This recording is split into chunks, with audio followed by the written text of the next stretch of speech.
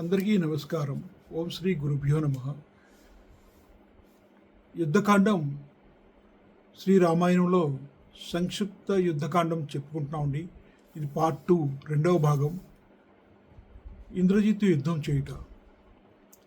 ఇంతకుముందే కుంభకర్ణుని వధ జరిగిందండి, అది పార్ట్ 1లో. ఇప్పుడు పార్ట్ 2 ఇంద్రజిత్తు యుద్ధం.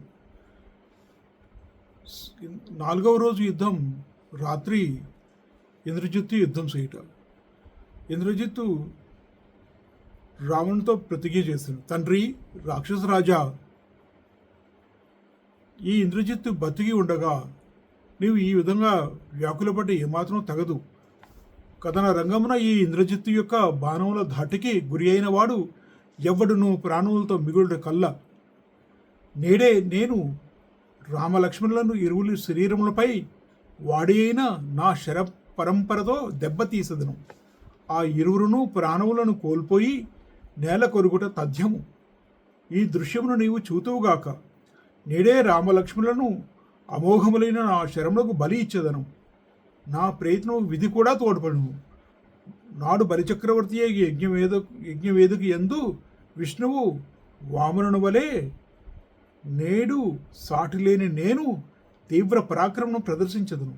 దాన్ని ఇంద్రుడు, యముడు, ఈశ్వరుడు, సాధ్యులు, అశ్విని దేవతలు, అగ్నిదేవుడు, సూర్యచంద్రుడు దర్శించెదరు. ఇంద్రజిత్తు ఈ విధంగా పలికిన పిమ్మట వాయు వేగంతో పోగల ఒక మహారథమును అధిరోహించను. అది సూర్యరథముతో సమానమైనది.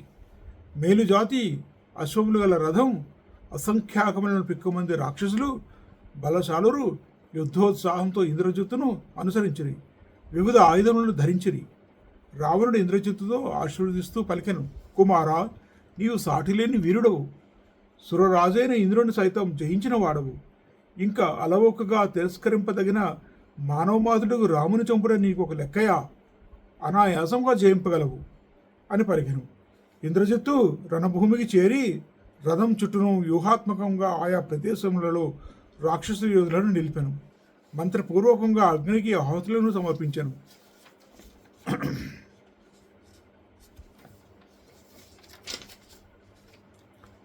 ఇంద్రజిత్తు యుద్ధభూమి యందు అగ్ని చుట్టూను దర్భలను చిన్న చిన్న ఈటలను పరిచి సజీవుగా ఉన్న నల్లని మేక కంఠమును పట్టుకొనను. పిదప ఆ మేకను అగ్నికి ఆహుతిగా ఇచ్చాను. అంతటా అగ్నిదేవుడు ప్రదక్షిణపూర్వకంగా తిరుగుచున్న జ్వాలలు కాంతులు గలవాడై స్వయంగా వచ్చి ఆ ఆహుతిని హోమ ద్రవ్యమును స్వీకరించను. తదుపరి ఇంద్రజిత్తు బ్రహ్మాస్త్రమును ఆవాహనమునర్చి తన ధనుస్సును రథమును అచట ఉంచి బ్రహ్మాశ్రమ మంత్రములతో వాటిని అభిమంత్రించెను. ఆ రావణసుదుడు అగ్నికి హవిస్సులను సమర్పించుచు ఆ బ్రహ్మాశ్రమును ఆహ్వానించుచున్నప్పుడు సూర్యచంద్రుడు, నక్షత్రములు, అంతరిక్షములు గల ఇతర ప్రాణులు భీతికి లోనయ్యాను. అగ్నివలే తేజమూర్తియు మహేంద్రములైన మిక్కిలి ప్రభావశాలియు అద్భుతమైన మంత్రశక్తి గలవాడు అయిన ఇంద్రజిత్తు తన అగ్ని కార్యములు, హోమములు పూర్తయిన పిమ్మట ధనుర్బాణములతో, ఖడ్గములతో, రథాశ్వములతో, సారథితో సహా కూడి ఆకాశమును ఎగిరి అంతర్ధానమయ్యను. అంతటా రాక్షస సైన్యం యుద్ధోత్సాహంతో కేకలు పెట్టుతూ పురోగమించను. అంతటా రాక్షసులు వానరులను తీవ్రంగా హింసింపసాగిరి. ఇంద్రజిత్తు తన బాణములతో వానరులను కొట్టెను. అనంతరం సూర్యుడు తన వారి కిరణముల చేత వలె ఇంద్రజిత్తు తన నిశిత శరీరములచే తమను తప్పింపచేయుచుండగా ఆ కపివరులు మిగులు కృతులై సమరభూమి యందు అతని మీదకు విజృంభించిరి. కానీ తర్వాత ఇంద్రజిత్తు యొక్క శరముల ప్రభావంచే వానరుల దేహంలో చిన్న భిన్నములై నెత్తురు కారుచుండెను. వారి మనస్సు వ్యాకులత చెందెను.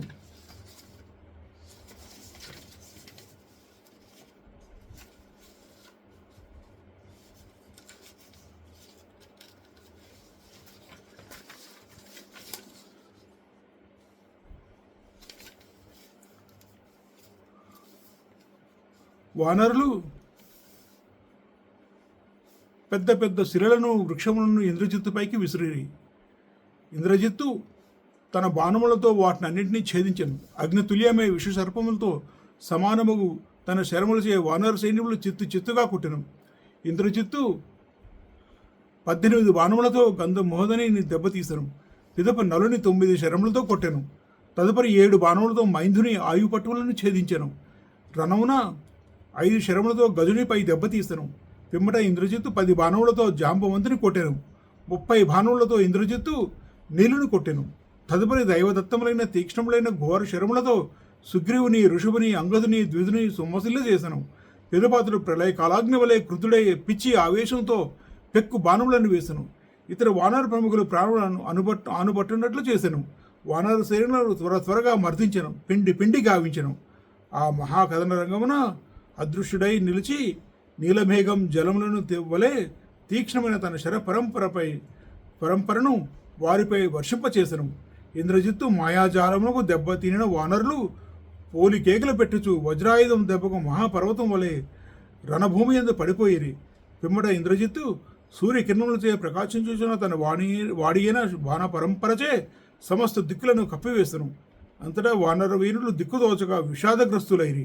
పిమ్మట ఇంద్రజిత్తు తేజరిల్లుచున్న అగ్నివలను, అగ్ని జ్వాలల వలన వెలుసలుచున్న శూలములను, ఖడ్గములను, గొడ్డలను బలంగా లాగి వానర సైన్యంపై అవిక్షరముగా వేసెను. వానరులను చితకబాదెను.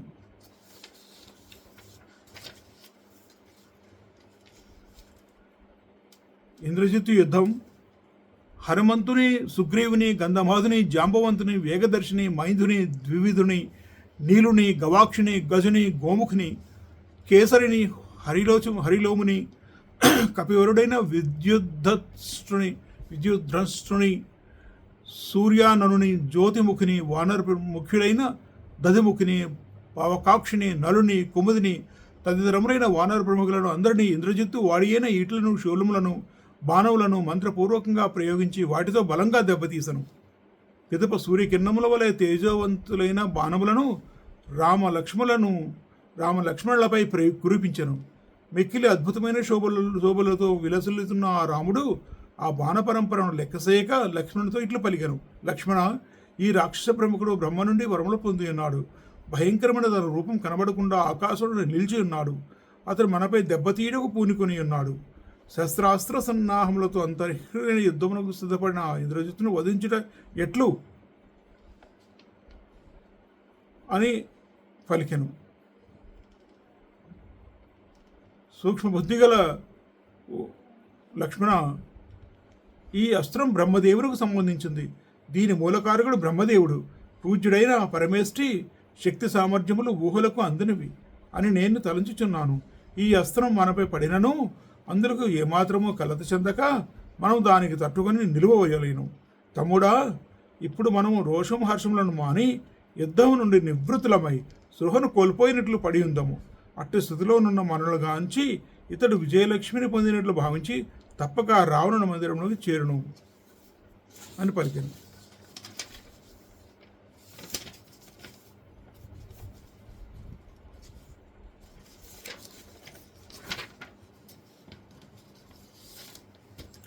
పిమ్మట రామలక్ష్మణులు ఇరువురును ఇంద్రజిత్తు యొక్క బాణ పరంపర చేత పీడింపబడినట్లుగా మసులుకున్నది. అంతటా ఆ రాక్షస వీరుడును రామలక్ష్మణుల పరిస్థితిని గమనించి సంతోషంతో యుద్ధరంగమున జయ జయనాదములను నడిచెను. లంకా నగరమున శీఘ్రముగా ప్రవేశించెను. అంతటా అతడు జరిగిన వృత్తాంతమును సంతోషంతో తండ్రికి విన్నవించెను. జాంబవంతుని ఆదేశంపై మారుతి హిమవత్ పర్వతమునకు చేరి సంజీవిని పర్వతమును తీసుకుని వచ్చుట, ఆ దివ్య ఔషధుల ప్రభావన రామలక్ష్మణులకు స్వస్థత చేకూరుట.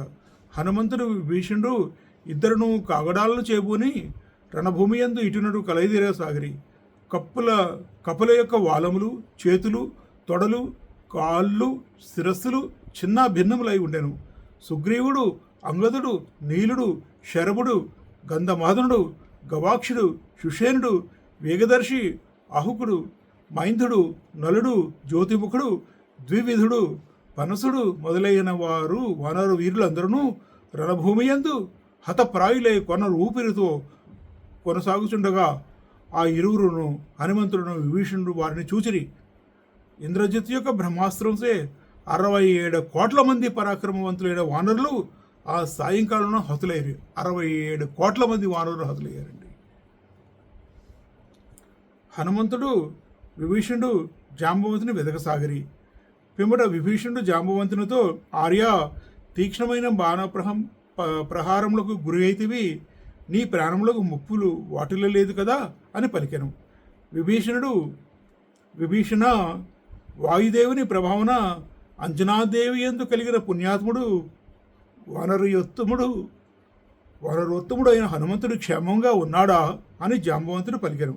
హనుమంతుడు జీవించి ఉన్నచో వానరు సైన్యం హతమైనను బ్రతికి ఉన్నట్లే. ఆ మారుతి ప్రాణములను విడిచినచో మనమందరము బతికినను చచ్చిన వారితో సమానమే అని పలికెను. వాయుదేవుని అంతటి బలశాలి, అగ్నిదేవుని వంటి తేజస్వి, మహావీరుడు అయిన ఆంజనేయుడు ప్రాణములు ధరించి ఉన్నంత వరకు మనలో జీవితంపై ఆశ మొదలుచునే ఉండును అని జాంబవంతుడు పలికెను విభీషణతో. అంతటా హనుమంతుడు వినమ్రుడై జాంబవంతుని పాదములకు యథావిధిగా వాయుసుతుడైన ఆంజనేయుడు నమస్కరించుచున్నాడు అని ప్రవర చెప్పుకుంటూ ప్రణమిల్లెను. హనుమంతుని వచనములు వినబడినంతనే జాంబవంతుడు తాను పునర్జన్మనెత్తినట్లుగా తలంచెను. జాంబవంతుడు హనుమంతునితో ఇట్లనెను: కపివరా, వానరులను కాపాడుటకు నీవే సమర్థుడవు. నీ అంతటి మహాపరాక్రమశాలి మరి ఒకటి లేడు. ఈ వానర కోటికి నీవు ఆప్తమిత్రుడవు. వెదకులోనైన ఈ రామలక్ష్మణులను గుర్చుకున్న బాణములను తొలగింపుము. మారుతి, నీవు వెంటనే సముద్రం మీదుగా అంతరిక్ష మార్గమున సుదూరం పయనించి పర్వతరాజమైన హిమాలయంలోకి చేరుట ఎంతేని అవసరం. శత్రు సంహారక ఆ చోట నీకు స్వర్ణమయమై అత్యున్నతమైన వృషభగిరి అను మహాపర్వతం కైలాస శిఖరం కనబడును. మహావీర, వృషభగిరికి కైలాస శిఖరమునకు మధ్య సాటిలేని తేజస్సుతో చక్కగా వెలుగొందుచుండడి ఔషధీ పర్వతం కనిపించును. అది ఔషధులకు నిధానం. వనరోత్తమ, ఆ శిఖరంపై దివ్యమైన 4 ఔషధులు నీకు గోచరమగును. అవి తమ దివ్యకాంతులతో దశ దిశలను ప్రకాశింపచేయుచుండును. మృత సంజీవిని, విశల్యకరణి, సంధానకరణి, సావర్ణ్యకరణి అను పేర్లతో ఒప్పిడి ఆ 4 దివ్య ఔషధములను తీసుకుని శీఘ్రంగా మరలి రమ్ము. వాయుసుత, ఆ ఔషధుల ప్రభావంతో వానరులను సజీవులను గావించి వారికి స్వస్థత కూర్చుము అని పలికెను. అంతటా వాయుసుడు జాంబవంతుని మాటలను విన్నంతనే ఎగిసిపడుచున్న అలలతో ఒప్పటి సముద్రం వలె ప్రబలుడై విరాజిల్లెను. వెంటనే త్రికూట పర్వతంపై చేరి దాన్ని తన కాళ్లతో అదిమి పట్టెను. ఆ త్రికూట పర్వతం మీద నుండి హనుమంతుడు మలయగిరి మీదకు అధిరోహించెను. వాయుసుదుడు ఒక్కసారిగా తన శరీరమును పెంచెను. మహాపరాక్రమశాలియగు ఆ మారుతి శ్రీరాముని మనసును ధ్యానించుకొని ఆ రఘువీరుని కొరకే తాను సాధింపనించిన ఘనకార్యమునకు సన్నిధుడైను. ఆకాశ గమనమునకు అనుకూలంగా ప్రాణవాయువును నిరోధించి నడుము వంచను బలమును పెంచుకొనెను.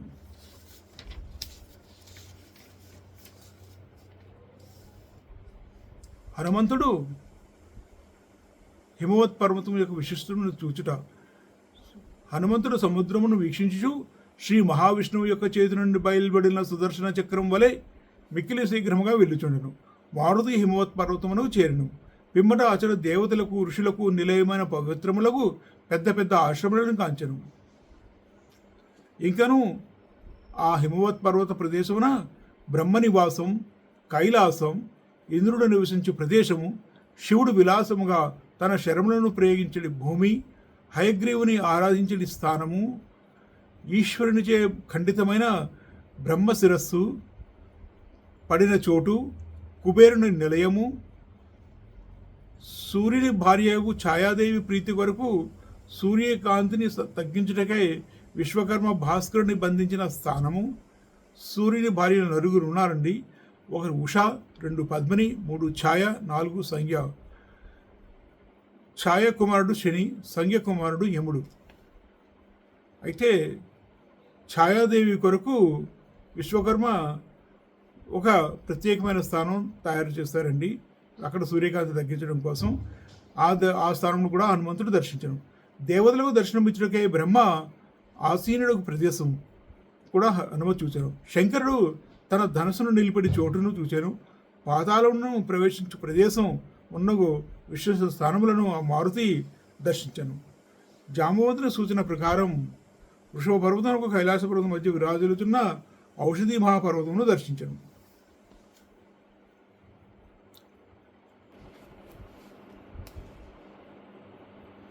ఆ దివ్య ఔషధములన్నీ అదృశ్యమాయను. అప్పుడు ఆ మారుతి ఆ పర్వత శిఖరమును పెకిలించి పట్టుకొని చేముని ఆకాశమునకు ఎగరను. ఆ మారుతి అంతరిక్షంలో ప్రవేశించను. ఆ మారుతి 1000 అంచులు కలిగిన అగ్నికాంతులను వివరించిన చక్రములు దాల్చిన మహావిష్ణువు వలె విరాజిల్లేను. రామ లక్ష్మణులకు ఆ మహా ఔషధుల వాసన తగిలినంతనే వారి గాయములు మఠమాయములు కాగా ఎప్పటి వలె తేజమూర్తులై విలసిల్లిరి. పిమ్మట గతాసులైన వానరులు కూడా ఆ మహా ఔషధముల ప్రభావం వల్ల పునర్జీవితులై గాయములు తొలగి ఆరోగ్యవంతులైరి, నిద్ర నుండి లేచిన వారైరి. సాటిలేని మహావీరుడైన ఆ మారుతి ఆ ఔషధీ శైలమును శీఘ్రంగా హిమవత్ పర్వతం మీదకు చేర్చి మరుక్షణమే శ్రీరాముని యొద్దకు వచ్చను. సుగ్రీవుని ఆజ్ఞపై వానరులు లంకను దహించి వేయుట, వానర రాక్షసుల మధ్య ఘోర యుద్ధము జరుగుట. అంతటా సుగ్రీవుడు వానరులను రావణుని అంతఃపురం సమీపన గల ద్వారం వద్ద యుద్ధం చేయుటకు ఆజ్ఞాపించను. అంతటా రావణుడు క్రుద్ధుడై కుంభకర్ణుని ఇరువురి కుమారులైన కుంభుని నికుంభుని వారికి తోడుగా పెక్కుమంది రాక్షసులను యుద్ధమునకు పంపెను.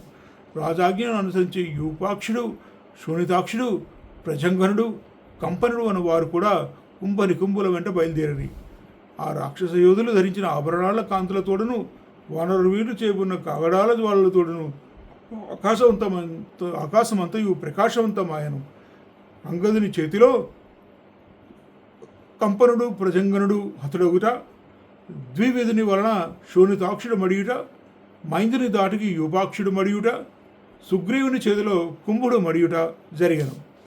ఈ విధంగా అంగదునిపై ఒక్కసారే 3 రాక్షసులు దాడి చేస్తుంది.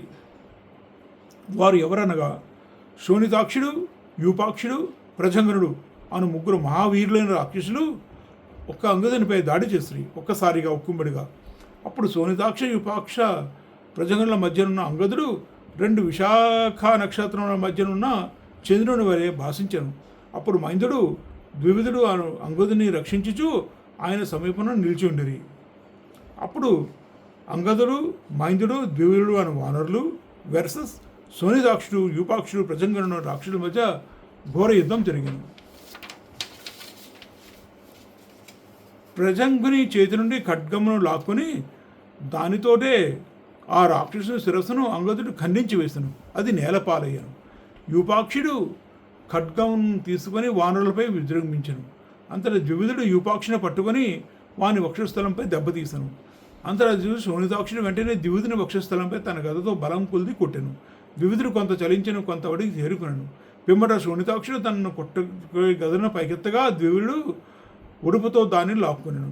ఇంతలో వానర యోధుడైన మైందుడు తన అరచేతుడు యూపాక్షిని వక్షస్థలను బలంగా కొట్టెను. పిమ్మట ఆ శూన్యదాక్ష యూపాక్షులు వానర వీరులైన మైంద ద్విధులతో పరస్పరం కొట్టుకొనుచు పెనుగులాడుచు తీవ్రంగా పోరాడసాగిరి. అంతటా పరాక్రమశాలి అయిన ద్వివిధుడు శూన్యదాక్షుని ముఖమును తన గోడతో చీరి నేలపై పడగొట్టి వాణ్ణి నుగ్గు గావించను. వానర యోధపతి అయిన మైందుడు మిగులు క్రుద్ధుడై తన బాహుబలంతో యూపాక్షిని మిగులు పీడించి వారిని రణభూమికి బలి ఇచ్చాను. రాక్షసులు కుంభుని కడుగు పరుగు తీసిరి. కుంభుడు ధనుసు చెబుని ద్వివిధుని మిగులు గాయపరచను. ద్వివిధుడు స్పృహ తప్పి నేలపై పడిపోయాను. ద్వివిధుడు మరియు మైందుడు ఇద్దరు వానర వీరులు అన్నదమ్ములు. తన తమ్ముడు గాయపడి పడిపోవట చూసి మైందుడు ఒక మహాశిలను చేపుని వేగంగా కుంభుని మీదకు ఉరికెను. కుంభుడు ఆ శిలను తన బాణములతో విరగొట్టెను. పిమ్మట మరొక బాణంతో మైందుని వక్షస్థలంపై కొట్టెను. తన ఆయువు పట్టు దెబ్బతిని మూర్ఛితులై మైందుడు రంగమున పడిపోయాను.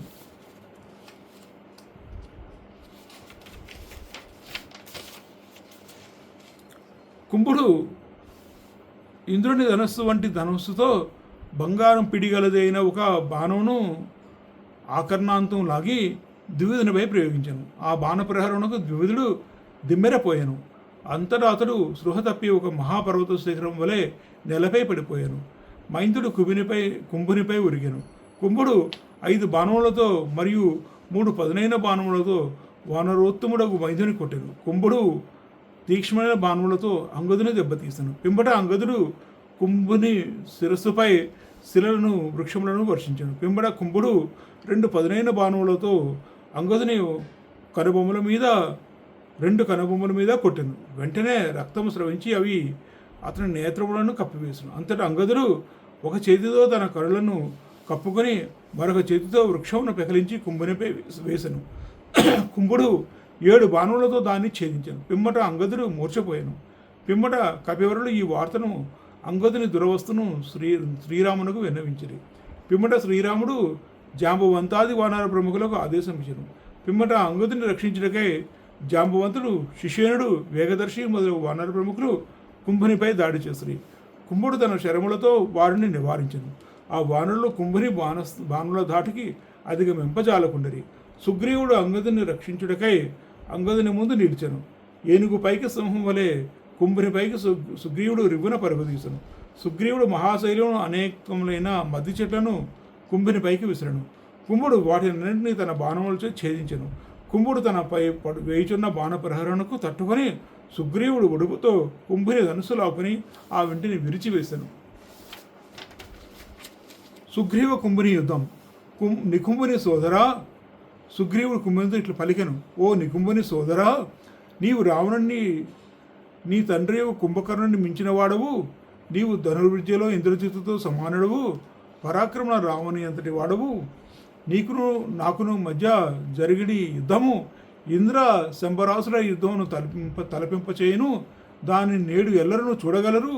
నీవు అలసైనందున కొంత విశ్రాంతి తీసుకునము. ఆ పిమ్మటనే నా బలపరాక్రమంలో నీవు చవి చూతువులేము అని పలికెను. అంతటి కుంభుడు క్రోధంతో రెచ్చిపోయాను. అతడు సుగ్రీవుని తన బాహువులతో పట్టుకొనను. అంతటా మహాయోధులను ఒకరినొకరు పట్టుకొని పెనుగులాడసాగిరి. అప్పుడు వారు పరస్పర విరోధంతో పోరాడుతున్న మదగతముల వల్లే నొప్పిరి. అంతటా సుగ్రీవుడు కుంభుని ఎత్తి పట్టుకొని సముద్రం అడుగు భాగమునకు చేరినట్లుగా లవణ సాగరును పడవేశాను. అంతట ఉవ్వెత్తుగా లేచిన సముద్ర జలములు వింధ్య మందర పర్వతముల స్థాయి నలుమూలలో వృద్ధి చెందెను.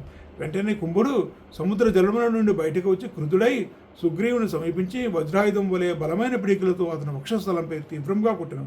ఆ ముష్టి ప్రహారమునకు సుగ్రీవుని వక్షస్థలం నందులి చర్మం చిట్లిపోయి తీవ్రంగా రక్త స్రవింపసాగాను. కానీ కుంభుని పిడికిలి దెబ్బ ఆ కపీంద్రుని అస్థిమండలమునకు మాత్రము ఏమీ చేయలేకపోయాను. మరలా ఆ నిశాచరుడు సుగ్రీవుని వక్షస్థలను బలంగా కొట్టినప్పుడు తీవ్రమైన జ్వాలలు వెలువడేవి. అవి ఇంద్రుని వజ్రఘాతమునకు మేరుగిరి ఎందు ఏర్పడిన మంటలను వలె తలంపు చేశాను. సుగ్రీవుడు వజ్రాయుధం వలె బలమైన తన పిడికిలి బిగించెను. ఆ పిడికిలితో కుంభుని వక్షస్థలంపై బలంగా దెబ్బతీసను. ఆ దెబ్బకు కుంభుడు సృహ తప్పి పడిపోయాను. చావు దెబ్బ తినను. కుంభుడు తన ప్రాణములను కోల్పోయాను.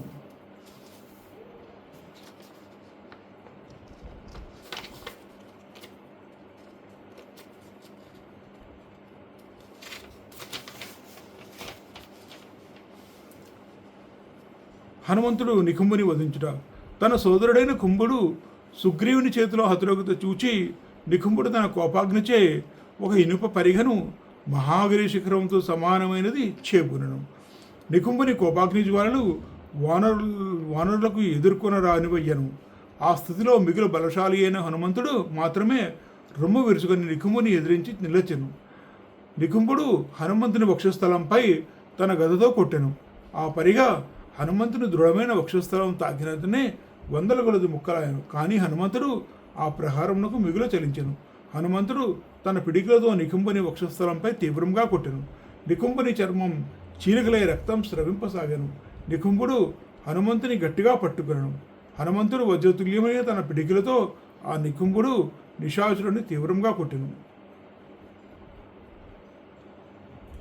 అంతటా హనుమంతుడు నికుంభుని చేతి పట్టు నుండి విడిపించుకొని రణరంగమును గట్టిగా నిలిచాడు. అంతటా ఆ మహాత్ముడు హనుమంతుడు నికుంభ రాక్షసుని బలంగా దెబ్బతీస్తాను. ఉక్కిరి బిక్కిరి గావించను. పిమ్మట మహావీరుడైన మారుతి నికుంభుని భూమిపై పడగొట్టాను. అనంతరం గట్టిగా పూనిగా వహించి పైకి లేచి వేగంగా అతను భయపడి నుగ్గు గావించను. తదుపరి ఆ కపివరుడు తన బాహువులతో నికుంభుని కంఠమును పట్టుకొని దాన్ని మెలికలు త్రిప్పారు. ఆ మారుతి నికుంభుని శిరమును లాగుచున్నప్పుడు ఆ రాక్షసుడు బిగ్గరగా ఆర్తనాదం చేశాను. పిమ్మట మారుతి చేతిలో చావు దెబ్బతిన నికుంభుడు తీవ్రంగా అరుచుచు పశువులను వీడెను. నికుంభులు సమరభూమికి బలి అయిన వార్తలను వినినంతనే రావణుడు ప్రజ్వలించుచున్న అగ్నివలే మండుపడుచు అతడు కరుణపుత్రులకు మకరాక్షిని యుద్ధమునకు బయలుదేరి ఆ వానరులను రామలక్ష్మణులను జయించి రమ్ము అని ప్రేరేపించను. అంతటా మకరాక్షుడు తన సేనలతో ఇట్లనెను: నిశాచరులారా, నేడే నా శరపరంపరతో రామలక్ష్మణులను కవిరాజైన సుగ్రీవుని ఇతర వానరులను ఛేదించదును. ఈనాడే అగ్ని ఎండు కట్టెలను వలె నేను నా శూలమును ప్రయోగించి వానర సేనలను వెంటాడి మట్టి చేసదును, మస చేసదును. మీరందరూ నా ముందు భాగంలో నిలబడి యుద్ధం చేయుడు అని పలికెను. అంతటా కనిపిస్తున్న దుష్ట జగమును లెక్క చేయక ఆ రాక్షసులు రణరంగమున రామలక్ష్మణులు ఉన్న ప్రదేశంలోకి చేరిరి. శ్రీరాముడు మకరాక్షసుని వధించుట పిమ్మట దేవదానవులకు వలె వానరులకు నిశాచరులకు మధ్య మహాయుద్ధం ప్రారంభమాయను. కపివరులు మహావృక్షముల తోడను, శిలల తోడను, నిశాచరుడు శూలముల తోడను, పరిగల తోడను ఒకరినొకరు దెబ్బతీయుచుండరి.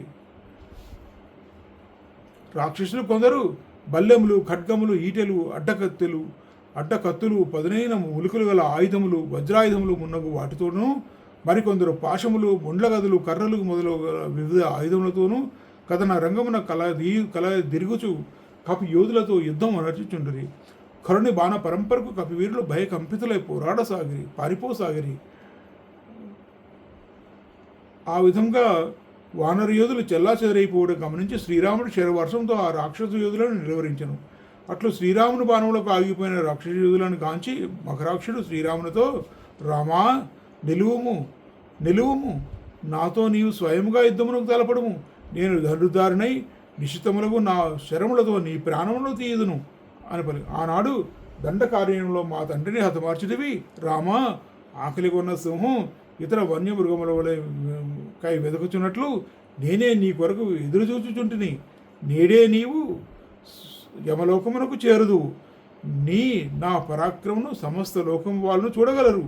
అస్త్రయుద్ధం, గదాయుద్ధం, బాహుయుద్ధంలో ఏ యుద్ధమైనా చెప్పుము, అది చేసదము అని పలికెను. అంతటా శ్రీరాముడు: రాక్షసుడా, శక్తికి మించిన ఎచ్చుల మాటలను వృధాగా ఎలా పలికెదవు? రణరంగమున విజయం ప్రగల్భములతో రాదు, యుద్ధ పటిమ చేతనే ప్రాప్తించును. పాపాత్ముడా, నేడు నీ మాంసఖండములను గ్రద్దలు, నక్కలు తినగలవు అని పలికెను. అంతటా మకరాక్షుడు శ్రీరామునిపై తన బాణ పరంపరను ప్రయోగించను. అంతటా ఆ రఘువీరుడు తన బాణములచే మకరాక్షుని బాణములను చిన్నాభిన్నం చేసెను. మకరాక్షుడు శ్రీరాముడు ఒకరినొకరు ఎదుర్కొంచు మహాయుద్ధం అనర్చి ఆ యుద్ధం చూచుటకు దేవదానవులు, గంధర్వులు, కిన్నెరులు, నాగజాతి వారు మొదలు అందరూ అంతరిక్షంలో నిలిచిరి. రాలిపోయిన శరములచే కనపడుచుదే భూమి ఏమాత్రం కనబడకుండెను. శ్రీరాముడు మకరాక్షుని ధనుస్సును భగ్నమునర్చెను. 8 బాణములతో మకరాక్షుని సారథిని తీవ్రంగా కొట్టి మృతిని గావించెను. పిదప రాముడు తన శరములతో రథమును చిన్నాభిన్నమునర్చి రథాసురును నేలబాలు కావించెను. నిశాచురుడైన మకరాక్షుడు రథమును కోల్పోవడంతో నేలపై నిలబడెను. ఆ రాక్షసుడు ప్రళయకాలాగ్నిలో ప్రజ్వలించుతూ ఒక భయంకరమైన శూలమును చేకూరెను. ఆ నిశాచురుడు ఆ మహాశూలను గిరగరా తిప్పుచూ రంగమున రామునిపై ప్రయోగించెను. ఆ శూలమును రాముడు 3 బాణములతో ఛేదించెను. అంతరిక్షమున దివ్య జాతుల వారు బాగు అని శ్రీరామును ప్రశంసించిరి. అంతటా ఆ మకరాక్షుడు పిడికిలి బిగించి రామునితో నిలువుము అని రామునిపైకి విజృంభించెను. అంతటా శ్రీరాముడు తన ధనుస్సునందు ఆగ్నేయాస్త్రమును సంధించి ప్రయోగించెను. కథన రంగమున రాముని అస్త్రం యొక్క దెబ్బకు ఆ మకరాక్షుని హృదయం బద్దలయ్యను. అప్పుడు అతడు నేలపాలై అసువులను కోల్పోయాను. అంతటా రాక్షసుడు భయపడి లంకకు పరుగులు తీసిరి. దేవతలు మొదలగు దివ్య జాతుల వారు అందరూ సంతోషంతో పొంగిపోయిరి.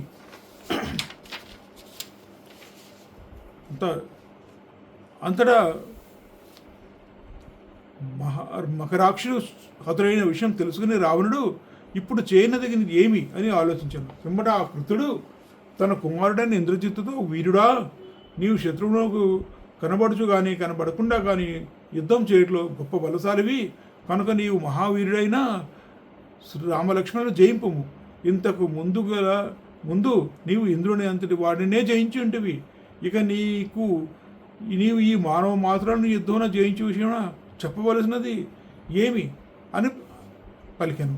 ఇంద్రజిత్తు తండ్రి యాగను తలదాల్చి యజ్ఞభూమి యందు విద్యుక్తంగా అగ్నిని పీల్చెను. పిదప సజీవంగా ఉన్న నల్లని మేకను ఋత్విక్కులు బలి ఇచ్చిరి. పొగల లేని అగ్నిజ్వాలలో ఒక్కసారిగా వృద్ధి చెందను. అగ్నిజ్వాలలో ప్రదక్షిణపూర్వకంగా ప్రవర్తిలను. అందుండి అగ్నిదేవుడు ఆవిర్భవించి ఆహుతులను స్వయంగా స్వీకరించాను. పిమ్మట ఇంద్రజిత్తు అంతర్ధాన శక్తి కలిగి ఒక మేలైన రథం అధిరోహించాను. ఆ ఇంద్రజిత్తు అటు రథంతోడను బ్రహ్మాసులతోడను కూడి లంకా నగరులకు వెలుపలకు వచ్చి రాక్షస మంత్రముల ప్రభావంతో అంతర్ధాన శక్తిని పొంది రాక్షసులతో ఇట్లన్నాడు: నేడే రామలక్ష్మణులతో ముట్టించి భూమిపై వానరులు లేకుండానట్లుగా చేసి మా తండ్రికి మిగుల ప్రీతిని కూర్చెదను అని పలికెను. ఇట్లు నా తండ్రికి యుద్ధ విజయమును సమర్పించదును అని పలికెను. ఇట్లు పలికిన పిమ్మట అతడు ఇంద్రజిత్తు అంతర్ధానమయ్యను. తీక్ష్ణ స్వభావం గల ఇంద్రజిత్తు రావణుచే ప్రేరేపితుడై మిగుల క్రుద్ధుడై తీవ్రమైన ధనుర్బాణములతో యుద్ధంలోకి దిగను. పిమ్మట అతడు యుద్ధమున రామలక్ష్మణులను గాంచెను. అతడు రథంతో సహా ఆకాశంలోకి ఎగిరి ఎవ్వరికీ కనపడకుండా నిలిచి వాడి అయిన బాణములతో రామలక్ష్మణులను దెబ్బతీయుచుండెను. కానీ ఆ రామలక్ష్మణులు అస్త్రములు అతనికి ఏమాత్రము ఆ రామలక్ష్మణుల అస్త్రములు ఇంద్రజిత్తుకు ఏమాత్రము తగులట లేదు. అంతటా ఆ ఇంద్రజిత్తు ఆకాశమును పొగ చీకట్లతో స్మోక్ స్క్రీన్తో కప్పివేస్తాను. ఇంకను ఆ శక్తిశాలి మంచు చీకట్లతో స్మోక్ స్క్రీన్ అండ్ స్నో స్క్రీన్తో అన్ని దిశలను నింపివేసను. ఈ విధముగా అతని రూపం కూడా గోచరం కాకుండాను. ఇంద్రజిత్తు మేఘములో దట్టంగా అలుముకున్న చీకట్లయందు జడి వాన వలె అద్భుతమైన రీతిలో పదునైన బాణ పరంపరను వర్షించను. ఇంద్రజిత్తు సూర్యకిరణముల వలె మిర్రిమట్లు గొలుపుచున్నట్లుగా బాణములతో రాముని శరీరం అంతటను బలంగా కొట్టెను. రామలక్ష్మణులు వాడి అయిన బాణములను ప్రయోగించుచునే ఉండిరి. వారి బాణములు అంతరిక్షంలో గల ఇంద్రజిత్తుని చేరి వారిని ఛేదించే రక్తస్తంభంలో భూమిపై పడిపోవచ్చుండెను. ఇంద్రజిత్తు తన రథంపై చకచక అన్ని దిక్కులందు సంచరించుచు నిశ్చితములైన శరములచే రామలక్ష్మణులు దెబ్బతీయుచుండెను. ఆ దశరథ సుధులు మిగులు గాయపడి బావుగా పుష్పించిన మోదుగు చెట్ల వల్ల వికసించిరి, అనగా రక్తంతో తడిసిరి. అంతరిక్షంలో ఇంద్రజిత్తు అతి వేగంతో సాగిపోవచ్చున్నప్పుడు అతని గమనమును, రూపమును, ధనుస్సును, శరములను ఎవరూ తెలుసుకునలేకుండిరి. వందల కొలది వానరు యోధులు అసురులను కోల్పోయి ఆ సమర రంగమున నేల కొరిగిరి. అంతటా ఆ లక్ష్మణస్వామి రామునితో సమస్త రాక్షసులను సంహరించుటకే బ్రహ్మాస్త్రమును ప్రయోగించదను అనను. అంతటా శ్రీరాముడు, తమ్ముడా లక్ష్మణ, ఈ ఇంద్రజిత్తును మాత్రమే వధించుటకు పూనుకొందాము అని పలికెను. ఈ రాక్షసుడు మాయావి క్షుద్రుడు ఎదురుగా నిలిచి యుద్ధం చేయలేక రథంతో కనబడకుండా సంచరించుచున్నాడు. అంతటా శ్రీరాముడు ఇంద్రజిత్తును వెంటనే చంపివేయుటకే ఉపాయం ఆలోచింపసాగాను. ఇంద్రజిత్తు మాయాసీతను సృష్టించి ఆమెను తీసుకుని వచ్చుట, అతడు హనుమంతుని ఎదుట ఆ మాయాసీతను చంపివేయుట. ఇంద్రజిత్తు శ్రీరాముని యొక్క మనోభావాలను గుర్తించి యుద్ధ రంగము నుండి మరలి లంకా నగరంలో ప్రవేశించను. ఇంద్రజిత్తు రాక్షస యోధులతో కూడి లంక యొక్క పశ్చిమ ద్వారం నుండి యుద్ధ రంగమునకు బయలుదేరను. రామలక్ష్మణులు యుద్ధ సరదులై ఉన్నారని భావించి ఇంద్రజిత్తు మాయను ప్రయోగింపని ఆరంభించను. ఇంద్రజిత్తు మాయాసీతను రథమున నిలిపిన పిమ్మట వానరులందరూ మోహంలో ముంచదలిచిన వాడై మాయాసీతను చంపుటకు నిశ్చయించుకొని వానరులకు ఎదురుగా బయలుదేరను. సీతాదేవిని ఎరిగినవాడు హనుమంతుడు మాత్రమే కనుక పశ్చిమ ద్వారం గుండా ఇంద్రజిత్తు తన అనుచరులతో బయలుదేరను. హనుమంతుడు ఒక మహాపర్వత శిఖరమును చేపూని వానరు యోధులకు ముందుగా సాగిపోచుండెను. హనుమంతుడు ఇంద్రజిత్తు రథమునందున మాయసీతను చూచాను. ఆమె ఏకవేణిని ధరించి తైల సంస్కారాదులను మాని మలిన వస్త్రయే ఉండెను. ఆమె శరీరమునంతటను దుమ్ము వ్యాపించి ఉండెను. కొలది కాలం కిందటనే సీతను చూచి ఉన్నందున హనుమంతుడు క్షణకాలం చూచినందున ఆమె స్థితియాన్ని నిశ్చయించుకొని విషణ్ణుడాయను. హనుమంతుడు మిక్కులు వ్యాకులుడై కన్నీరు కార్చుచు ఎంతయో వ్యధ చెందెను. పిమ్మడ ఇంద్రజిత్తు వరుణ్ నుండి కత్తిని దూసి మాయాసీత యొక్క జుత్తును పట్టుకున్నాను. వానరులందరూ చూచుండగా ఆమెను కొట్టసాగాను. అప్పుడు ఆ మాయాసీత రామ రామ అనుచు ఆక్రోషింపు తొలగాను. మారుతి దైన్యమునకు లోనై శోకంతో కంటతడి పెట్టాను. మారుతి ఇంద్రజిత్తు ఈమె నీకు చేసిన అపకారమేమి, ఈమె నీకు చేసిన అపరాధమేమి? సీతామాతను చంపినచో నీవు ఇంకా ఏ విధంగానూ ఎక్కువ కాలం బ్రతికి ఉండజాలవు. నీవు వధార్హుడవు, అందువలన నీవు నా చేతికి చిక్కితివి అని పలికెను. ఈ విధంగా పలికి వెంటనే హనుమంతుడు సాయుధములను వానరులు కూడి క్రోధావేశంతో ఇంద్రజిత్తుపై దాడి చేశాను. అంతటి ఇంద్రజిత్తు హనుమంతునితో, వానరుడా, రామలక్ష్మణులు సుగ్రీవుడు నీవు వైదేహి కొరకే చెరకు వచ్చిటివి. నీవు చూచుచుండగానే ఇప్పుడే ఈమెను హతమార్చదును. ఈమెను చంపడం వలన మా శత్రువులైన మీకు బాధ కలుగును. కనుక శత్రువులను పీడించడం యుక్తమే కదా అని పలికాను. ఇట్లా పలికిన పిమ్మట ఇంద్రజిత్తు ఏడ్చుచున్న ఆ మాయా సీత మీద పదును తేలి ఉన్న తన ఖడ్గంతో స్వయంగా ఒక వ్రేటు వేసెను. అంతటా ఆమె శరీరం 2 ముక్కలాయెను. అంతటా ఇంద్రజిత్తు హనుమంతునితో ఇట్లను, ఓయి ఈ రామపత్నిని నా కసతీరా చంపివేసితిని. ఈ వైదేహి శరీరం ఎట్లు ముక్కలైనదో చూడము. కనుక మీరు పడిన శ్రమంతి బూడిదలో పోసిన పన్నీరైనది అని పలికాను. ఇట్లా పలుకుచూ ఆ ఇంద్రజిత్తు రాక్షసులు వ్యూహాత్మకంగా రక్షించున్న తన రథం ఎక్కాను. పెద్దగా వికట హాసం చేసను. వానరులు రాక్షసులతో భీకర యుద్ధం చేసిరి. అంతటా హనుమంతుడు పెకిలించిన పెద్ద పెద్ద మద్ది చెట్లను మహాశిఖరులను గైకొని రాక్షసులతో ఘోరంగా యుద్ధం చేసను. అంతటా హనుమంతుడు తన అనుచరులైన వానరులు ఇట్టు పెరిగను. ఇప్పుడు మనం రాక్షసుల బలం యుద్ధం జరపడం నిష్ప్రయోజనము. జానకీదేవి ఇప్పుడు హతురాలైన విషయమును శ్రీరామునకు సుగ్రీవునకు నివేదింతము. ఆ ఇరువులను ఆజ్ఞాపించిన విధంగా మనం మొసలుకొందాము అని పలికాను. శ్రీరాముడు ఉన్న ప్రదేశంలో హనుమంతుడు వెళ్ళిచుండుటను ఇంద్రజిత్తు గమనించాను. వెంటనే ఆ దుష్టాత్ముడు యజ్ఞ కార్యములను నిర్వర్తింపచేయదలిచి నికుంభుల చైత్యమునకు చేరెను. పిమ్మట ఇంద్రజిత్తు అగ్ని ప్రవిష్ట గావించను. ఆహుతులను సమర్పించసాగను. మాంస శోణితములతో కూడిన ఆహుతులను స్వీకరించు అగ్ని ప్రజ్వలిల్లను. అగ్ని అధికమైన జ్వాలలతో ఉప్పారెను.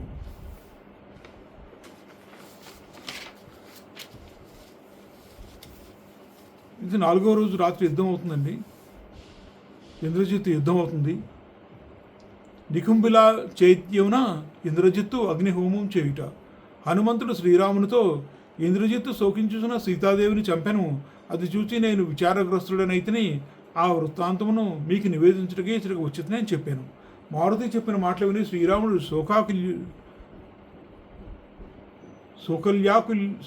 వ్యాకులుడాయను.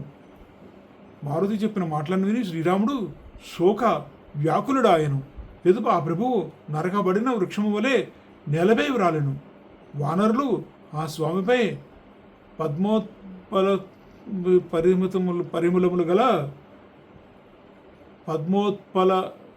పరిమళములు గల జలములను చల్లిరి. పిదప లక్ష్మణుడు శ్రీరామునకు ధైర్యవచనములను చెప్పాను. విభీషణుడు శ్రీరామునకు ధైర్యము చెప్పుట. మహారాజా, ఆతురై ఉన్న హనుమంతుడు చెప్పిన విషయం సముద్రం ఎండిపోవటం వల్ల సత్యం కాదని నేను తలంచుచున్నాను. సీతాదేవి విషయమున రావణుని ఆంతర్యం నేను బాగుగా ఎరుగుదను. ఆమెను చంపుట అతను లక్ష్యమే కాదు. ఎవడైనను ఎట్టి మాయోపాయం చేతనైనను ఆమె వైపు కన్నెత్తి చూచుటకు అశక్యము. ఇంద్రజిత్తు వధించిన జానకిని మాయసీతగా ఎరింగుము. ఆ విధంగా వారర్లు నన్ను భ్రమచేసి ఆ రాక్షసుడు తాను యజ్ఞం చేయుటకే నికుంభుల చైత్యమునకు వెళ్ళాను. హోమ కార్యములను ముగించుకొని అతడు మరలా యుద్ధరంగమున నిలిచినచో అప్పుడు అతను ఇంద్రాది దేవతల సైతము జయించడం అసాధ్యము. అతడు మాయను ప్రయోగించను. అతడు హోమ కార్యములు ముగింపక ముందే మనము అతడికి వెళ్ళేదు. ప్రభు, మాతో పాటు సౌమిత్రిని కూడా పంపుము. సౌమిత్రి అతని యజ్ఞము ధ్వంసమగినట్లు చేయగలడు. ప్రభు, కాల విలంబనం చేయడం యుక్తము కాదు. ఇంద్రజిత్తు యజ్ఞం పూర్తయినచో అతడు సురాసురులకు సైతము అదృశ్యుడు కాగలడు. ఆ రాక్షసుడు హోమ కార్యములు ముగింపిన పిమ్మట అతన్ని జయించడ దేవతలకు కూడా సంశయాస్పదమే అని పలికాను. అంతటా శ్రీరాముడు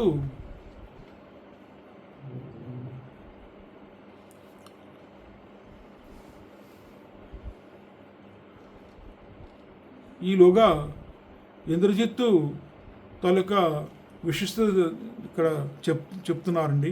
ఇంద్రజిత్తు బ్రహ్మదేవుని తన తపస్సుతో ప్రసన్నం చేసుకున్నాను. బ్రహ్మశరము అను అస్త్రమును సారథి యొక్క సంకల్పానుసారం వేగంగా సాగిపోగల రహస్యములను పొందెను. బ్రహ్మదేవుడు ఇంద్రజిత్తుతో, ఇంద్రజిత్తు, నీవు నికుంభుల అనే పేరు గల వటవృక్షం కడకు చేరి అభిచార హోమములను పూర్తి చేయకముందే నీ శత్రువు శస్త్రధారి అయిన నిన్ను దెబ్బతీయటకు పూనుకొనచో అతడే నీకు మారకుడు. అతని చేతిలో నీకు చావు తప్పదు అని వరం ప్రసాదించను. శ్రీరామ, ఇంద్రజిత్తు యొక్క వధ ఈ విధముగా నిర్ణయింపబడినది. కావున అతన్ని వధించుటకు అనుజ్ఞేయము అని పలికెను. అంతటా శ్రీరాముడు లక్ష్మణులతో, లక్ష్మణ, సుగ్రీవునితో, జాంబవంతునితో, హనుమదాది కపివీరులతో వెళ్ళి రావణసుతుని జయింపుము. మహాత్ముడైన విభీషణుడు తన సచివులతో ఆ ప్రాంతం యొక్క ఆనుపానులను అన్నింటినీ పూర్తిగా ఎరిగినవాడు. అతడును తన సచివులతో నిన్ను అనుసరించి వచ్చును. అంతటి లక్ష్మణుడు శ్రీరాముని పాదములకు ప్రదక్షిణాపూర్వకంగా నమస్కరించి నికుంభులా వనమునకు బయలుదేరను. అంతటి లక్ష్మణుడు ధనుర్ధారి అయి ఇంద్రజిత్తును నికుంభులా వనమును సమీపించను. అంతటి విభీషణుడు లక్ష్మణునితో, లక్ష్మణ, ఇదిగో మేఘం వలె నల్లగా కనబడుతున్న ఇదంతయు రాక్షస సేన.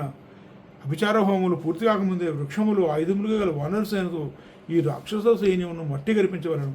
సౌమిత్రి, ముందు ఈ రాక్షస మహాసేనను చిన్నాభిన్న మొదటికే పూనుకనము. ఈ రాక్షసులు నశించినచో రాక్షస రాజసుతుడు మనకు కనబడును. మహావీర, ఈ రావణసుతుడు పరమ దుర్మార్గుడు. అట్టి క్రూర కర్మని జయింపు. అంతట లక్ష్మణుడు ఇంద్రజిత్తుపై శరవర్షములు కురిపించను. రాక్షస సేనపై వానరులు వృక్షములు పర్వత శిఖరంతో విజృంభించింది. ఘోరంగా సంకుల సమరం జరిగాను. ఇంద్రజిత్తు శత్రువుల చేతిలో తన సేన చావు దెబ్బతిని విషాదంగా ఉన్నట్లు విని హోమ కార్యములను మానివేచి అందుండి లేచాను. పిమ్మట ఆ నిశాచరుడు దట్టంగా ఉన్న ఆ వృక్ష సమూహం నుండి బయటకు వచ్చి అంతకు ముందే పరచబడి ఉన్న రథమును అధిరోహించను. ఇంతలో హనుమంతుడు అసాధ్యమైన ఒక మహావృక్షమును పెకలించి రాక్షస సేనను ధ్వంసమరుస్తుండగా చూచి వేల కొలది నిశాచరులు హనుమపై తమ శస్త్రములు వర్షింపసాగిరి. హనుమంతుని వజ్రాయుధములే పిడికిలి పోటుతో బలంగా కొట్టిరి. పిమ్మట హనుమంతుడు క్రుద్ధుడై ఆ రాక్షసులతో యుద్ధం అనర్చను. పిమ్మట ఇంద్రజిత్తు అది చూచి తన సారథితో హనుమంతుని దగ్గరకు రథం చేర్చమని చెప్పాను. అంతలా ఇంద్రజిత్తు హనుమ శిరస్సుపై అస్త్రములు, శస్త్రములు, గొడ్డలు ప్రయోగించను. అంతటా హనుమ ఆ శస్త్రములను ఏమాత్రం సరకు కనుక ఇంద్రజిత్తుని తన గదతో తనతో ద్వంద్వ యుద్ధమునకు పిలిచను. అంతటా ఇంద్రజిత్తు ధనుసు పైకెత్తి హనుమంతుని చంపుటకు పూనుకొనను. అంతటా విభీషణుడు లక్ష్మణునితో పలికను, లక్ష్మణ, ఇంద్రజిత్తు ఇప్పుడు మారుతిని చంపగోరుచున్నాడు. ఇతడు ఇంద్రుని అంతటి వాడిని జయించిన వాడు. సౌమిత్రి, నీ పదునైన బాణాలతో ఈ రావణసుని జయింపుము. అంతటి విభీషణుడు లక్ష్మణునితో కొంత దూరం త్వరగా వెళ్ళిన పిమ్మట మహావనంలో ప్రవేశించి అతడు లక్ష్మణునకు హోమకార్యస్థానమును చూపించాను. తేజస్వి విభీషణుడు నల్లని మేఘం వలె ఉప్పుచు భయంకరంగా ఉన్న మర్రి చెట్టును గూర్చి లక్ష్మణుకు వివరించను. బలశాలి అయిన ఇంద్రజిత్తు మర్రి చెట్టు గడకు చేరకముందే తీక్షమైన బాణములతో అతని రథశోభుడు సారథిని ధ్వంసమరచి అతని నిహతుని గావింపుము అని పలికెను. అంతలో లక్ష్మణుడు ఇంద్రజిత్తుతో, నేను నిన్ను యుద్ధమునకు ఆహ్వానించుచున్నాను. నీవు సర్వసన్నుధుడవై నాతో సమరమొనరింపుము అని పలికెను. అంతటా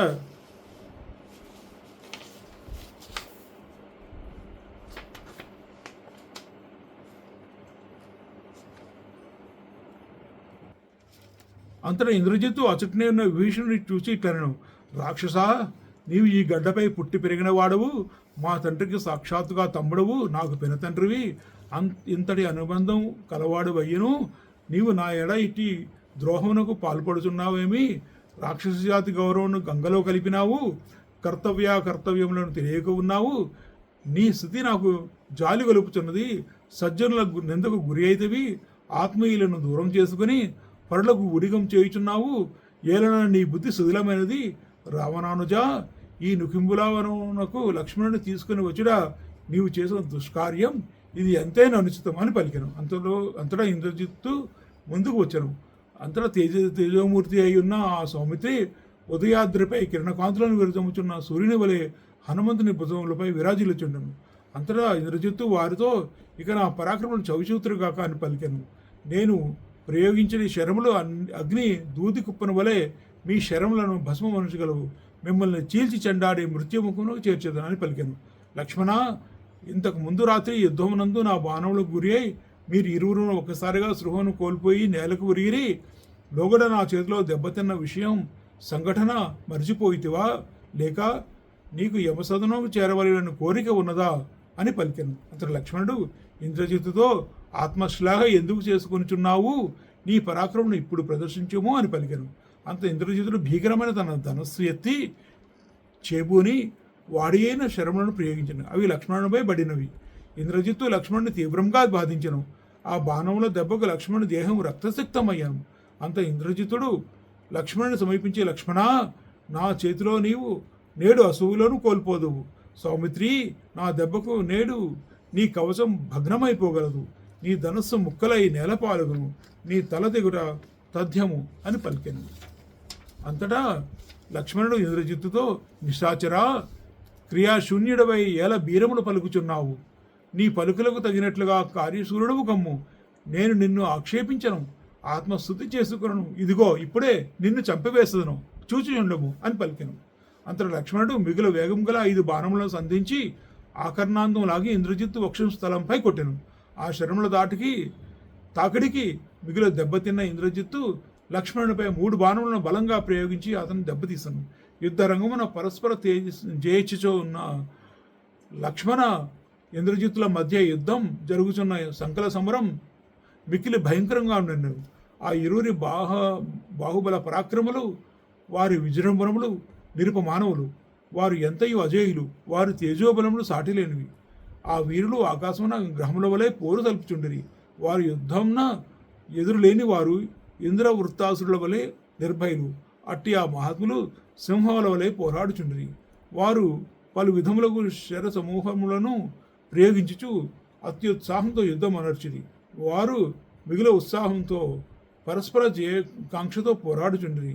వారు జడివానను కురియుచున్న మేఘముల వలె బలంగా శర పరంపరను వర్షించుచుండిరి. వారు చేయబోని శరములు ఖడ్గములు తీవ్రమైనవి. వారు యుద్ధరంగమున ఇంద్రశంభరాసురులు తలంపచేయచు తీవ్రంగా పోరు సలుపుచుండిరి.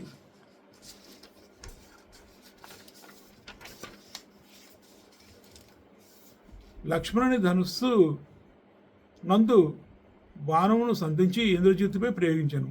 సౌమిత్రి యొక్క ధనుష్కారమును వినినంతనే రావణుని ముఖం వెలవెలబోయెను. అది గమనించి విభీషణుడు లక్ష్మణునితో, మహాబాహు, ఇంద్రజిత్తు వెలవెలబోవుట అతడు స్తబ్దుడుగుల వలన అతనికి ఈ సమరమున భంగపాటు తప్పదని నా నిశ్చయం. కనుక రణమును త్వరగా నడుపుము అని పలికెను. వెంటనే లక్ష్మణుడు ఇంద్రజిత్తుపై అగ్నిజ్వాలలో ఉన్న పదునైన శరములను నా నిశాచరునిపై వేసెను. ఇంద్రుని వజ్రాయుధం వలె తీవ్రమైన లక్ష్మణుని బాణముల యొక్క తాకిడికి ఆ మూడిని యొక్క ఇంద్రియములన్నీ కొంత తడువు క్షోభకు గురి అయ్యను. కొంత తడబడికి ఆ ఇంద్రియ సంక్షోభం నుండి బయటపడి సృహలోకి వచ్చిన ఆ ఇంద్రజిత్తు లక్ష్మణుడితో పరుషంగా ఇట్లను, ఓయి, మునుపటి జరిగిన యుద్ధంలో నీవు మీ అన్నతో బంధితుడివై నెలపై పడి దొర్లితివి. ఆనాటి నా పరాక్రమను నీ మనస్సునందు మొదలటలేదా? ఇప్పుడు నా పరాక్రమను ప్రదర్శించదును, గట్టిగా నిలబడము అని పలికెను. ఇట్లు పలికి ఇంద్రజిత్తు తీక్ష్ణమైన పదునగల 7 మహాశరములతో లక్ష్మణుని 10 బాణములతో హనుమతిని గట్టిగా కొట్టెను. అనంతరం మిగిలి క్రుద్ధుడై రణావేశంతో బలంగా 100 బాణములతో విభీషణుని తీవ్రంగా దెబ్బతీస్తను. లక్ష్మణుడు ఏమాత్రము సరుకు అనలేదు. అంతలో లక్ష్మణుడు దారుణమైన శరములను తీసుకుని వాటిని ప్రయోగించను. లక్ష్మణుడు ప్రయోగించిన బాణములకు ఇంద్రజిత్తు యొక్క బంగారు కవచం ముక్కలై ఆకాశం నుండి నక్షత్రములు రాలినట్టు రథం నంది చంద్రవందరగా పడిపోయాను. ఆ బాణములకు కవచం భగ్నమైపోగా ఆ నిశాచరుని శరీరం మిక్కిలి గాయపడను. అంతటా ఆ ఇంద్రజిత్తు నిశ్చేష్టుడు ఆయను.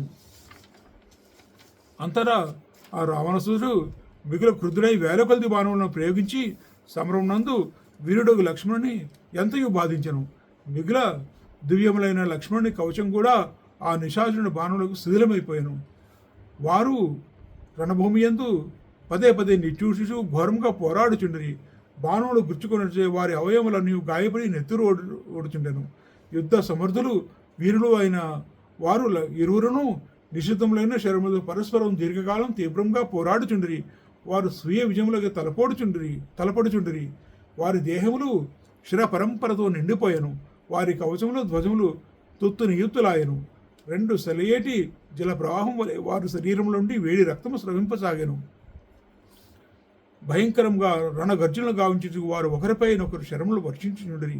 అప్పుడు వారు ఆకాశమునందు భీకరముగా గర్జించు సంతధారగా వర్షించున్న ప్రళయకాల మేఘములను తలపింపచేయుచుండిరి. లక్ష్మణుడు ఇంద్రజిత్తు ఇరువురును నేర్పుతో అద్భుతంగా బలంగా బాణములను ప్రయోగించుచుండిరి. ఆ విధంగా వారి మధ్య సంకుల సమరం సాగుచుండెను. ఆ వీరుల గర్జనలు గగనమున పరస్పరం ఢీకొనుచున్న మేఘముల ఉరుముల వలె ఒప్పుచుండెను. వారు ఇరువురు తమ విజయములందు గట్టి విశ్వాసములను కలిగి ఉన్నవారు. వారు సమరమున బాణముల తాకిడికి ఎంతయు గాయపడగా వారి శరీరం నుండి రక్తం నిరంతరం స్రవించుచున్నది.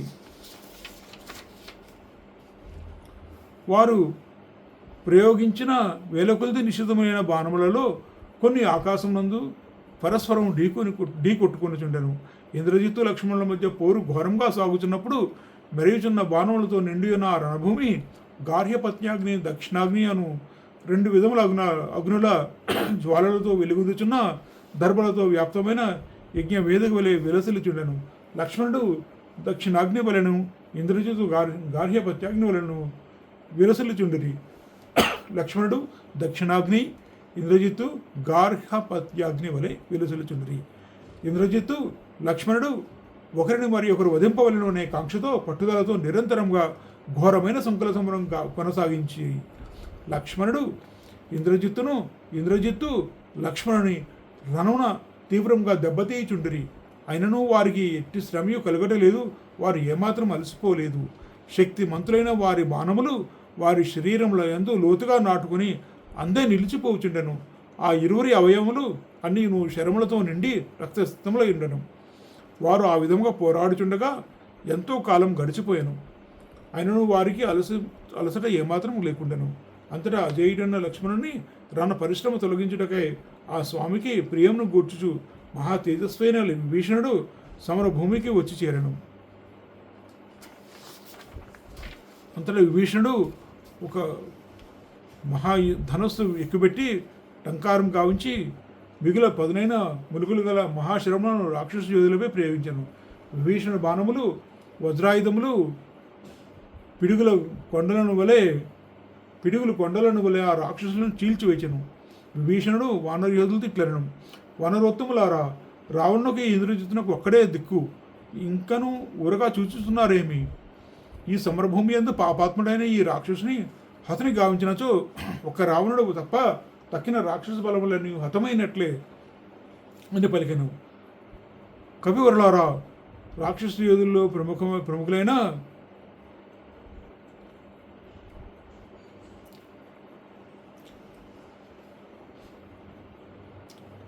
ప్రహస్తుడు, వీరుడైన నికుంభుడు, మహాబలిశాలు కుంభకర్ణుడు, కుంభుడు, ధూమ్రాక్షుడు, జంబుమాలి, మహామాలి, వేగముగా యుద్ధమనర్పగల అశ్విని ప్రభుడు, సుప్తఘ్నుడు, యజ్ఞకోపుడు, వజ్రధనుషుడు, సింహాద్రి వహటుడు, నిఘనుడు, తపనుడు, దముడు, దుర్దర్శుడు, వీర్యవంతుడైన రశ్మికేతువు, విద్యుజ్జిహుడు, ద్విజిహుడు, సూర్యశత్రువు, అకంపనుడు, సుపార్షుడు, చక్రమాలి, కంపనుడు, మహాబలశాలుడైన దేవాంతకుడు, మహాబలశాలి అయిన నరాంతకుడు మొదలగు రాక్షస వీరుడు ఇంతకు ముందే యుద్ధరంగమున నిహతులేరి బాహుబలంతో మహాసాగరమును దాటి మహాబలశాలులైన ఇంతకుమంది రాక్షసులను హతమార్చిన మీకు ఇంద్రజిత్తును జయించుట గోష్పాదం మందులి కాలువను దాటడలే మిక్కిలి సులభమైన పని అని పలికెను. విభీషణుడు: వానరోత్తములారా, బల గర్భితులైన రాక్షసులందరూ ఇప్పటికే రణభూమికి బలియేరి, ఇక మిగిలిన ఈ ఇంద్రజిత్తు మాత్రమే. నేను ఇతనికి పినతండ్రిని, పుత్ర తుల్యుడైన ఇతడిని నేను చంపడం యుక్తము కాదు. అయినను కనికరం మాని రాముని కార్యము నెరవేర్చుటకై అన్న కుమారుని చంపవలసి ఉన్నది. ఇతని చంపదలిచిన నా యొక్క కనులకు అశ్రువులు అడ్డు వచ్చుచున్నవి కనుక మహాబాహువైన లక్ష్మణస్వామియే ఇతన్ని చంపగలడు. వానరు యోధులందరూ కలిసి ఇంద్రజిత్తు వెంటనున్న అతను భృత్యులందరినీ చంపవలను అని పలికాను. పిమ్మట జాంబవంతుడు తన భల్లూక వీరులతో వానర యోధులతో కూడి రాక్షసులను రాళ్లతో కొట్టసాగాను. అంతటా రాక్షసులు జాంబవంతుని నిర్భయంగా చుట్టుముట్టిరి. బాణములతో, గంటగొడ్డలతో, ఇనప గుదియలతో జాంబవంతుని దెబ్బతీయసాగిరి. అప్పుడు ఆ సంకుల సమరం దేవాసురుల యొక్క యుద్ధంను తలపింపచేయుచుండెను. అంతటా మనస్వియు గొప్ప వీరుడు అయిన మారుతి తన భుజంపై నున్న లక్ష్మణుని కిందకి దింపి మిగులు క్రుదుడై ఒక మద్ది చెట్టును పెకలించి తీసుకున్నాను. అతడు వేలకొలది రాక్షసులతో వారిపై ఆ వృషంతో యుద్ధం మరచాను. పిమ్మట ఇంద్రజిత్తు విభీషణుడితో కొంతసేపు భీకర సమర్పణ పిదప లక్ష్మణుడి మీదకి విజృంభించను. అప్పుడు వీరులైన లక్ష్మణ ఇంద్రజిత్తులు రణరంగమున ఘోరంగా పోరుచు ఒకరిపైనొకరు బాణవర్షను కురిపించుచు దెబ్బతీయసాగిరి.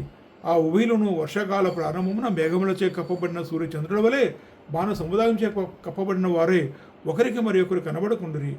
ఆ వీరుడు ఒడుపు చూపి యుద్ధం చేయుచున్నప్పుడు వారు తూనీరముల నుండి బాణములను తీయట, వాడిని ధనస్సును సంధించుట, ఆ కార్ముకమును ఒక చేతి నుండి మరొక చేతికి మార్చుకునుట, దానిని పిడికిలతో గట్టిగా పట్టుకునుట, అల్లెత్రాడును ఆకర్ణంతో లాగుట, బాణముల విభాగం చేయుట, వాటిని ప్రయోగించుట, లక్ష్య భేదనం నృచుట మొదలగు సమర ప్రక్రియలు ఎవ్వియను గోచరింపకుండెను.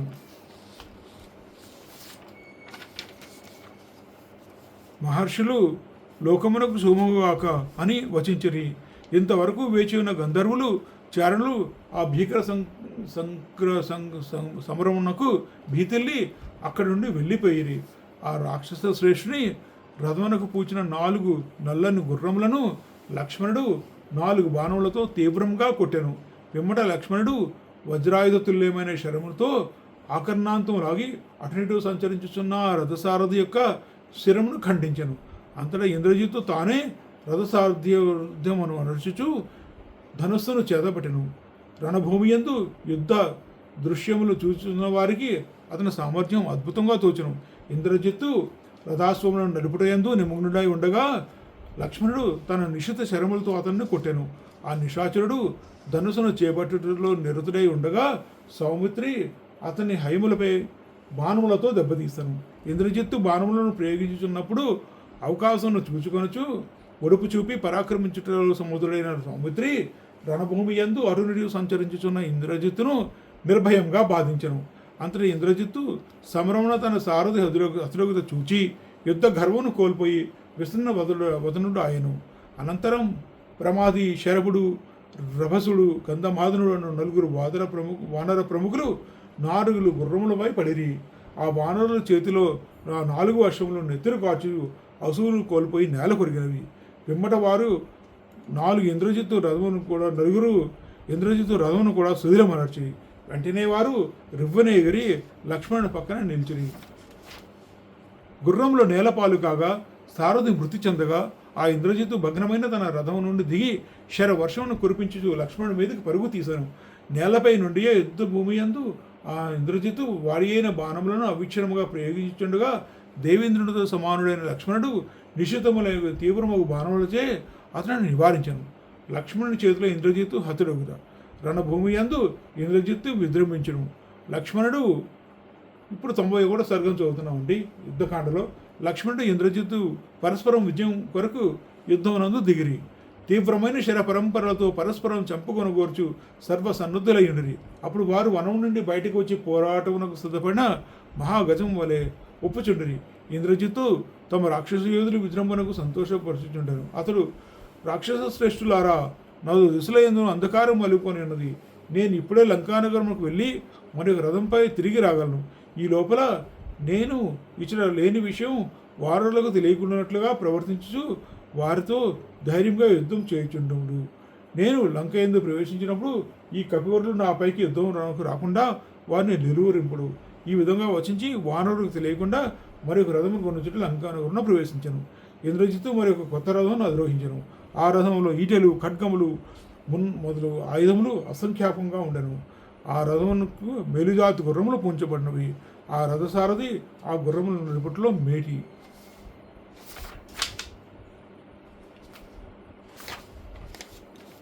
ఆ మండోదరి సుతుడు కొంతమంది ప్రముఖ రాక్షసులతో కూడి మృత్యు ప్రేరణతో లంకా నగరం నుండి వేగంగా బయలుదేరాడు. ఇంద్రజిత్తు లంక వెలుపలికి చేరి వేగంగా సాగే గుర్రములతో పురోగమించి లక్ష్మణ విభీషణులకు ఎదురుగా నిలిచాను.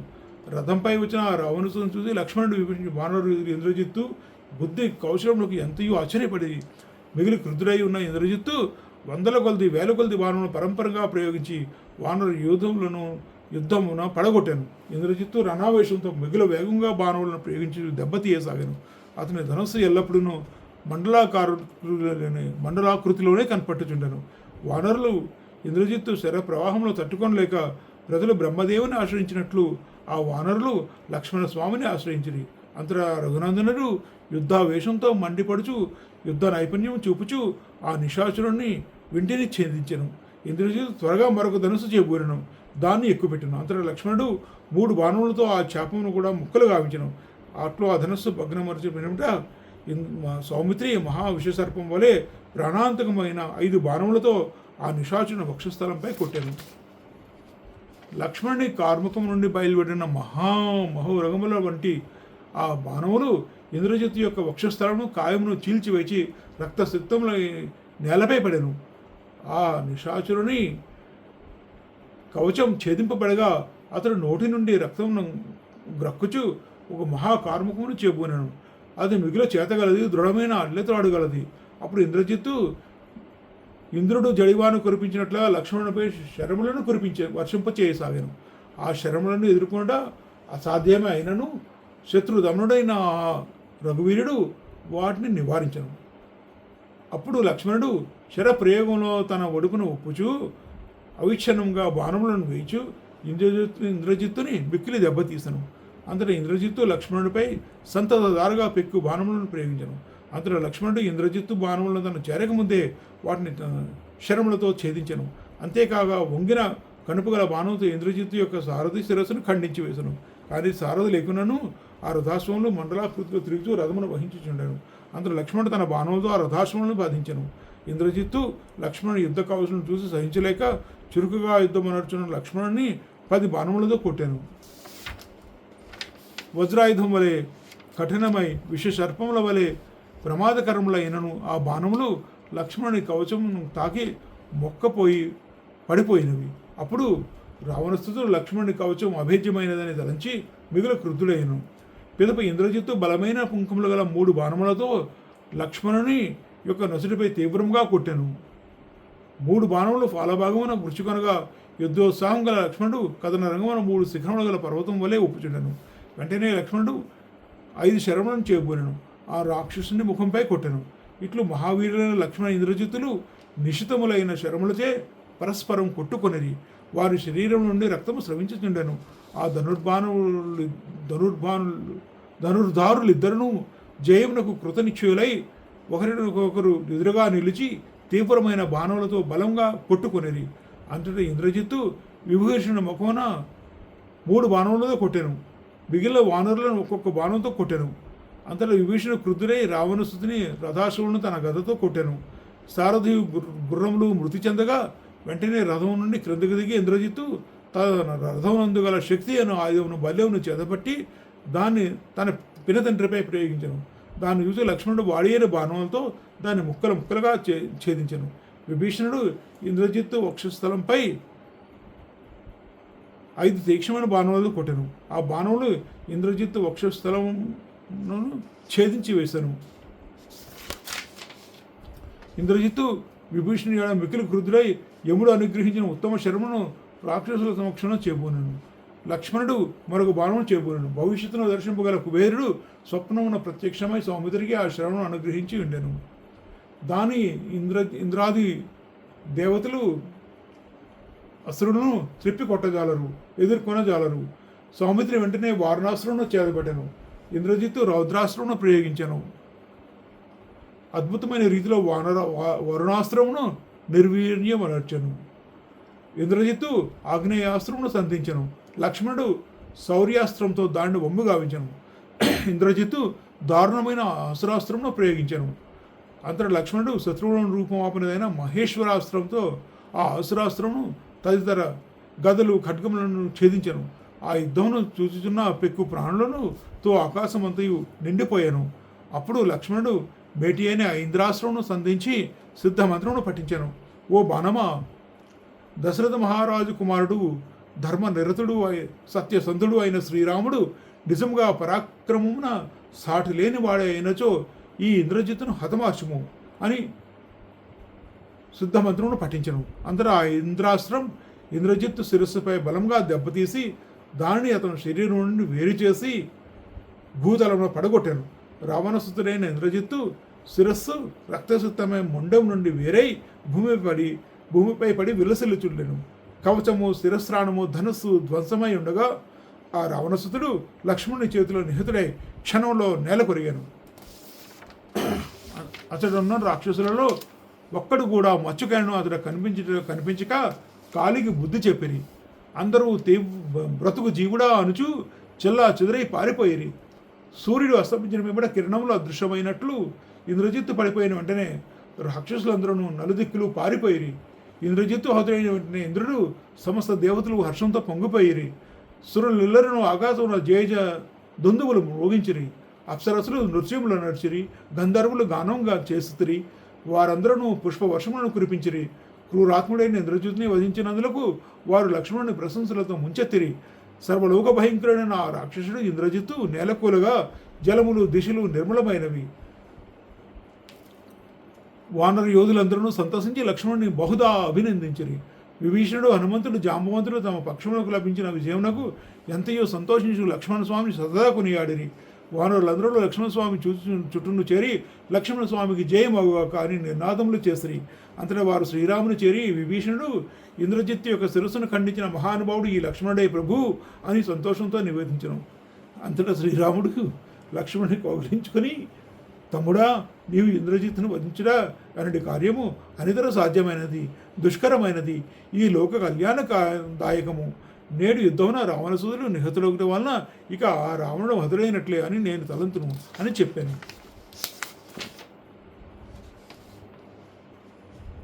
రాక్షసరాజు శ్రీరాముడు ఇట్లా పలిగాను. రాక్షసరాజు దుర్జయుడు యుద్ధమునకు వచ్చిన ఆ రావణుని మన మహాబలములతో చుట్టుముట్టి అవలీలగా చంపివేయుదును. లక్ష్మణ, సురపతిని కూడా జయించిన వాడు ఆ ఇంద్రజిత్తు, అట్టి వాణిని సైతము నీవు యుద్ధమున మట్టి కనిపించితివి. ఆ విధంగా చెప్పి లక్ష్మణులకు ఊరట కలిగించి తనవి తీరా హృదయమునకు లక్ష్మణుని హత్తుకొనెను. అంతలో శ్రీరాముడు సుసేనుని పిలిచి, ఓ ధీశాలి, ఈ లక్ష్మణుడు విభీషణుడు భల్లూక వాను గాయములను తగిన చికిత్స చేసి రూపుమాపము, వారిని పట్టుదలచే వైద్యమనర్చి స్వస్థలను చేయము సుషేను అని పలికెను. అంతటి సుషేనుడు లక్ష్మణుని యొక్క ముక్కు సమీపన ఒక దివ్యౌషధము ఉంచెను. దాని ప్రభావన సౌమిత్రి బాధలన్నీ తొలగిపోయాను. లక్ష్మణుడు పూర్తిగా కోలుకుంటూ చూచి శ్రీరాముడు, సుగ్రీవుడు, విభీషణుడు, జాంబవంతుడు, హనుమంతుడు, వానర యోధులందరూ సంతోషంతో బాగు అనొచ్చు తమ ఆనందమును వ్యక్తమనర్చిరి. పిమ్మట శ్రీరాముడు లక్ష్మణ అసాధారణమైన రణకౌశలం మెచ్చుకున్నాను. అందరూ ఇంద్రజిత్తు మరణించినందులకు ఎంతయు హర్షోల్లసితులైరి. జై శ్రీరామ్.